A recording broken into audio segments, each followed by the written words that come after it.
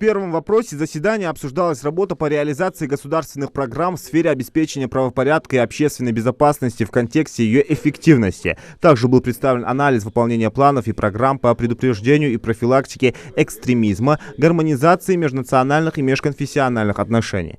Мы должны учитывать, что мы живем, работаем в условиях специальной военной операции. Обязательно мы должны понимать это и расшатать любую ситуацию. Буду стараться недруги. На территории республики реализуются мероприятия по обеспечению общественной безопасности, правопорядка, по выявлению, пресечению, предупреждению экстремистской деятельности, преступлений, связанных с коррупцией. Особо хотел бы отметить, это подпитка всех преступлений, коррупции.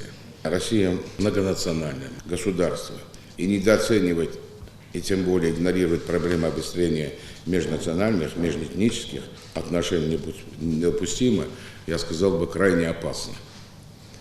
В России проблема экстремизма приобрела новое звучание в последние годы в связи с тем, что, я говорю, у нас врагов не уменьшилось. Формы изменились вот этой вот работы.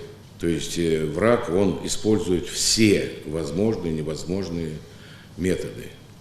И уже каждый дом залезает там, с этими телефонами, смс-ками и тому подобное. В экстремистской среде становится все более популярным применение видеороликов и использование социальных сетей. Таким способом экстремистские организации стремятся дестабилизировать обстановку в стране. Такая деятельность разжигания межнациональной, межрегиональной розни должна пресекаться всеми доступными законными методами. Сегодня надо очень внимательно относиться ко всем ситуациям, которые у нас ввиду специальной военной операции. Опять же, есть погибшие, есть родители. Мы максимально уделяем внимание родственникам, близким, помогаем им как можем, и сверх того даже мы горю им не заменим, но все-таки смягчить те переживания, действительно реальные потери сына, брата и других. Они у нас на особом счету. Также был рассмотрен вопрос о мерах по повышению уровня общественной безопасности, прежде всего в местах массового пребывания людей на объектах, задействованных в период подготовки и проведения выборов депутатов, представительных органов муниципальных образований Республики Ингушетия, а также по усилению защиты членов избирательных комиссий и кандидатов на выборные должности.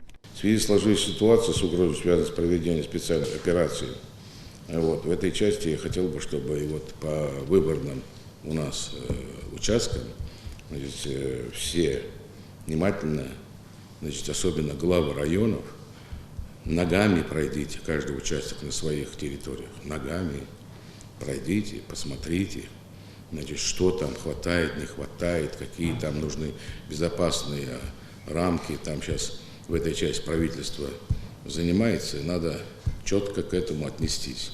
Последний вопрос повестки заседания был посвящен анализу эффективности контроля за исполнением национальных проектов, реализуемых на территории Ингушетии со стороны Управления Федеральной антимонопольной службы по Республике Ингушетия. Зелимхан Калоев, Хусен Гагиев, Юсуп Ханиев, Ахмед Парчиев. Новости 24.